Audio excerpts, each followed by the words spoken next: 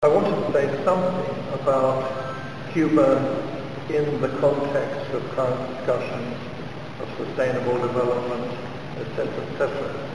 Cuba is currently recognized as something of a model of sustainable development and has been explicitly recognized as such by at least one international organization.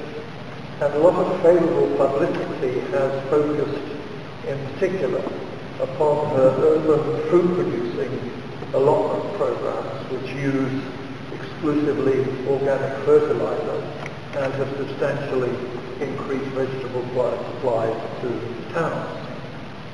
What is perhaps not as clearly understood is that the roots of this lie in the acute economic crisis that attended a breakup of the Soviet bloc and the collapse of specifically Cuban-Soviet trade. In the 1980s, Cuban development could not have been described as green. It was oil-intensive. It imported 13 million tons of oil a year from the USSR.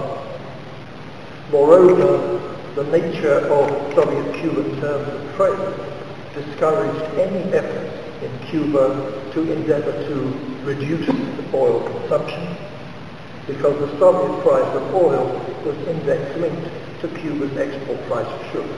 If Soviet oil prices went up, the Soviets increased the price at which they purchased Cuban sugar. Moreover, there were extremely limited non-fossil fuel alternatives available. Cuba has no coal. It has very limited hydroelectric potential.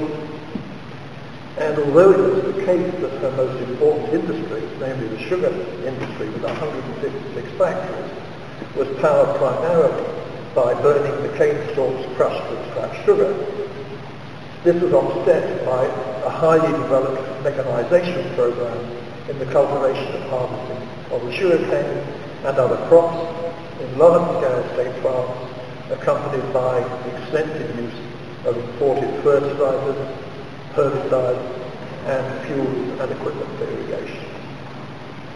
All this was to change with the collapse of the Soviet bloc and of Cuban-Soviet trade after 1991. Cuban import capacity was cut by 70% between 1992 and 1995. Oil imports were more than halved from 13 to 6 million tons. And together with that, were steep falls in the import of fertilizers, herbicides, and raw materials and principles of all kinds.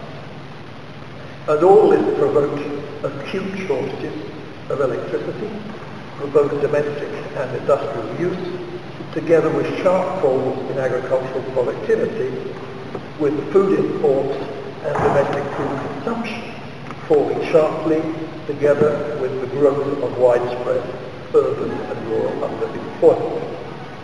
And it was this problem that provoked the search for less energy-intensive forms of production and of agricultural practices that were less dependent on imported fuel, fertilizers, and machinery.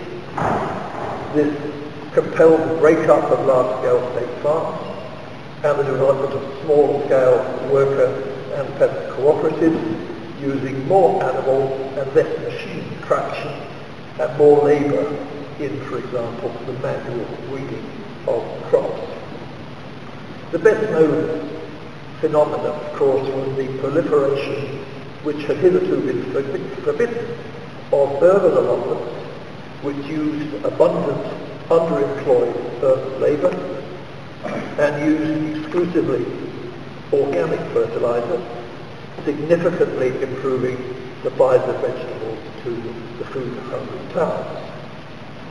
And also noteworthy was the reduction in per capita energy consumption associated with the free replacement of all old, inefficient domestic appliances, such as cookers, refrigerators, kettles, etc., with modern, more efficient appliances imported from China, with an emphasis also on the use of pressure cookers to cook more efficiently and swiftly and less energy intensively, basic Cuban flavors.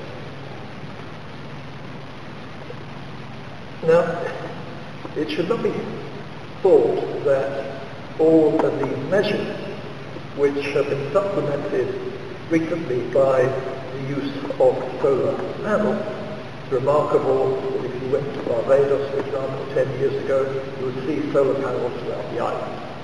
If you were in Cuba, you would not see solar panels, although they're not short of sun. But now you're beginning to get the spread of solar panels. All of these measures have provoked favourable international attention, and Cuba is regarded with great benevolence by international ecologists, but it is nonetheless important not to idealise developments.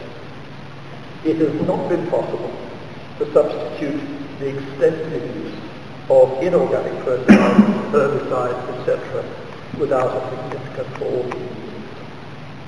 In the 1980s, sugar, for example, was harvested at a yield of 54 tons per hectare. Since 2000, the average yield has been 34 tons per hectare.